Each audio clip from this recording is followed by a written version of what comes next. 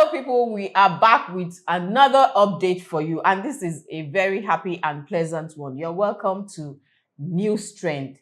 And of course, I don't do this alone. I have my regular co-host stroke / guest in the house.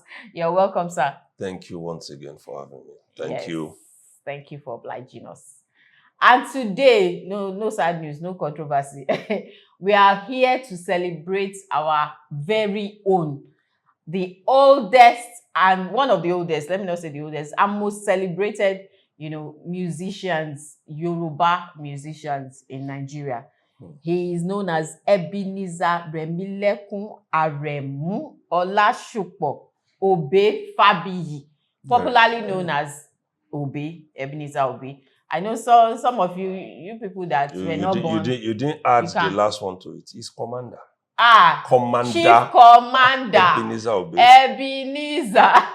Chief Commander Otugbede. Yes. I know some people, they'll be wondering, some of you that were not born that time. Move back. We legends. We are talking. Okay, so he recently turned 83. He was born on the 3rd of April, 1942. Wow. Yeah, that's unbelievable. That's a long time. And it's interesting that he is still relevant today. Yeah. Wow.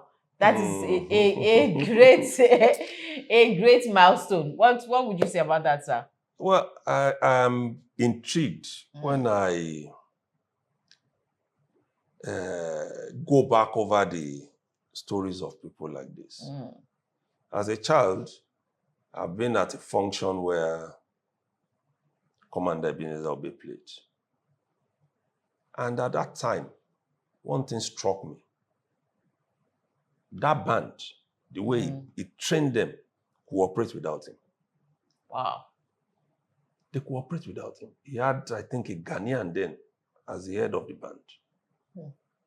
And when they play, even when he's still seated, you will know that, you will feel that the commander is on stage.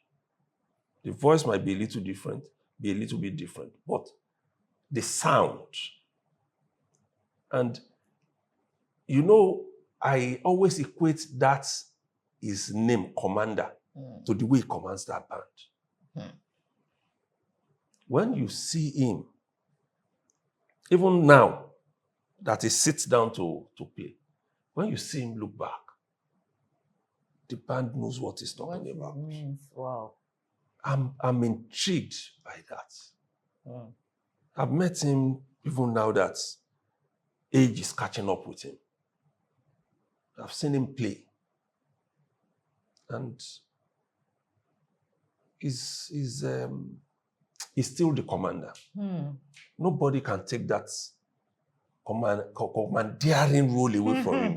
He commands his band in a way that you are intrigued. And then from his profile, we've also seen that, yes, no man can be perfect, but he also has been commanding his family in a way that is impressive. When his son, Tolu, when he sings, you won't know the difference. Because he's also into music now. Big time. He plays at big parties. So, this is a man that early in his life, he knew what he wanted. And if you go back, which we are going to do, if you go back in history, and you see the people he came through when he joined, the sector, you will also see that there were people that you can't describe as just birds of passage. There were also men who attained greater heights. I'm always intrigued when I read again and again his profile. And some things also in his own personal life, they also intrigue me. For instance, the fact that until much later, when he grew up and already knew, was when he knew his father. Because his mom was not the first wife. his mom was number 3. And that too had its own history. It had its own lesson to be learned. According to what we read, the mom was married to somebody in Lagos for 20 years, and she never had any issue. 20 years. 20.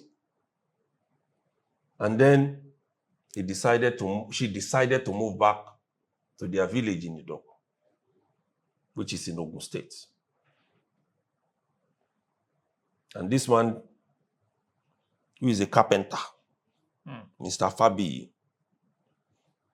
decided that this is the woman I want. And at all cost, I must get her. And as soon as she entered the house, it was bam. So she started She having got pregnant. children late in life. Yes. Because late in 20 life. years. Yes. Late in life. She started having children late in life, but had children who made impact. Who made impact? Because when you see some children misbehaving, they say it's because there was no father figure when they were bringing him up. Chief Obe had no father figure until he was formed. He was set in his person before he even knew who the father was. And not that he went to live with him. He was still with the mother. Who struggled to give them a life. So, why am I intrigued? He never had any excuse for not succeeding. Even when he had in between schools to do menial jobs, to do this, to do that for survival, he never gave that as an excuse. And then when the mother too saw that this is the direction in which this child I had after 20 years in another man's house is heading, she never stopped him. He was one of the first musicians in the country to become a member of the Federal Republic. That's a major national award. Major one. And women should learn from this. Don't always make it look like when you are without a man, you are completely lifeless. helpless. You can't Lifeless do and anything helpless. for yourself. And even children should stop complaining in life about the fact that if only my father had been there to send me to school, if only. And then we bring all the ifs. I'm not saying that should make men. There will always be excuses. If you are looking for one, there would always be excuses. Yes. You'll always find. Find. But I'm not saying men should be useless. Should not. But no. But when situations arise, ensure that you take charge of your life. Take charge of your life. Take charge. Like his story also had it.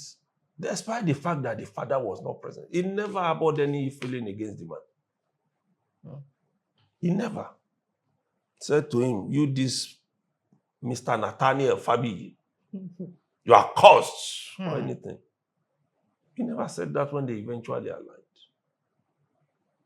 Rather, what he did was to labor very hard and succeed. The best way to punish somebody who abandons you is to succeed. Succeed, yeah. That's the only punishment. In fact, it's the best punishment and the only one that I see. It's the only one. You know, moving away from that, talking about those he actually had interactions with.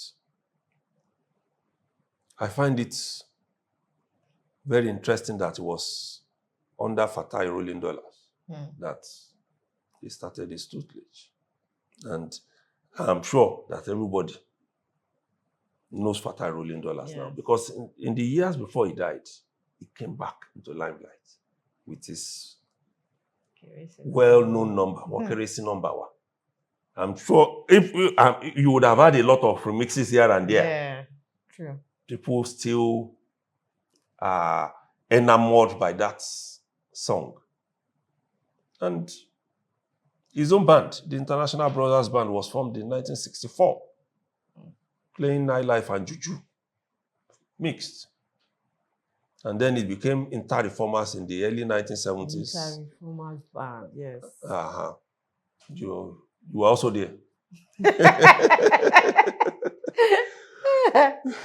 So a lot of things happened between that time when they were playing just drums and other local, to getting to introduce guitars, accordion, all of the rest into music. And Obe grew it.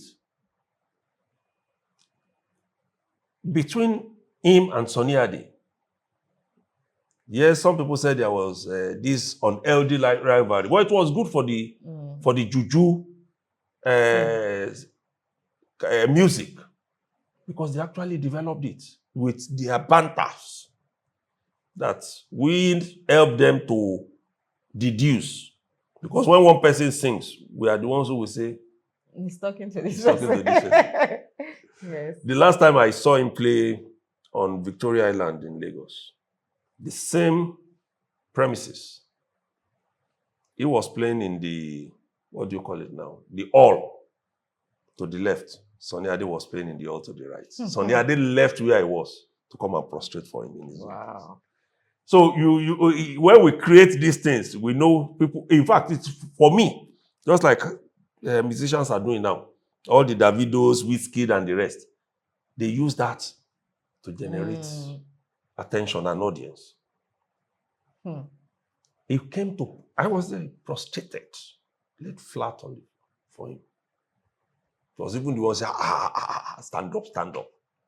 But their so-called rivalry, for me, helped the juju genre to really grow and develop. You can see that even for people who are doing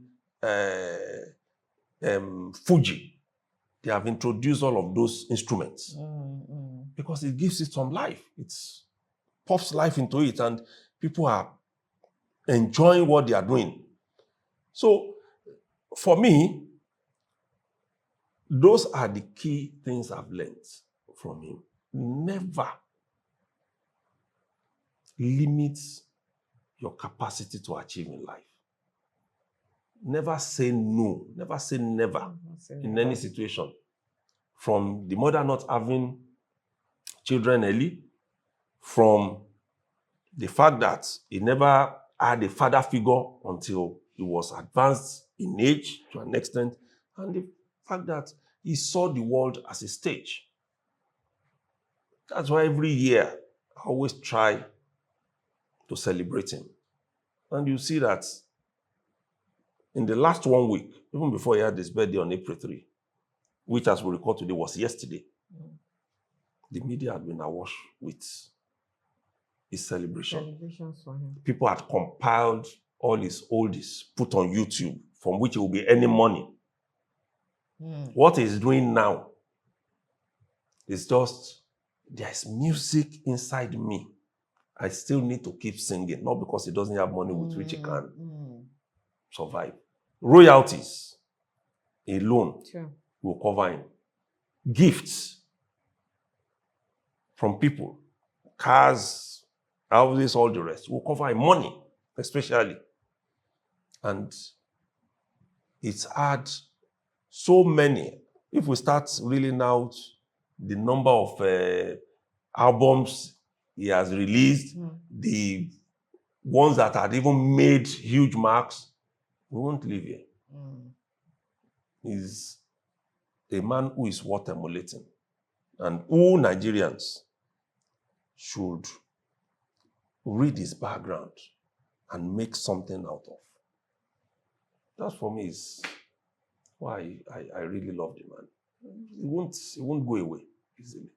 He won't. And his music, when you want to borrow your self-sense, like they will say, go and listen to something. If you have a particular thing you are worried about. I just wanted to say that, that's these songs, they're kind of like storytelling, and They actually do make sense. His song, the favorite song, I cannot tell you I have one. He has songs for all locations. So for when I'm down, I have song. Even when I'm upset, I still want to get a face song to put in the situation. So I just can't say there are too many of them. Olúwa lolùṣọ́ àgùntàn mi. You are going out in the morning. Anja de lolo de lolo. What do you have? Any time, if somebody upsets you, you will just say, you cannot depend on any man. You have an obey song to sing for that occasion. So he has too many songs, many favorites. I can't pick one. Like what we have today. Yeah. which we So- have lost. Exactly. Songs that promote immorality. But Mhm. these ones, you can fit into it. You see prayer in it. I'm going out today. Oh. Lord, go with me. You know, and those songs are evergreen, Evergreen. relevant. That's All why of them. That's why it's still relevant up till today. All of them. And all these upcoming, or what we like call them, all these youngsters. That's why you see some will be in the limelight for a few years. You will not hear about them again because there's really nothing tangible about what they are saying. Nothing. Okay, that's what we have for you today. We are just celebrating one of our very own, and we hope that we have, more years to celebrate him. I'm hoping so too, because when he plays, even now, I'm still enamored. I'm still, feeling.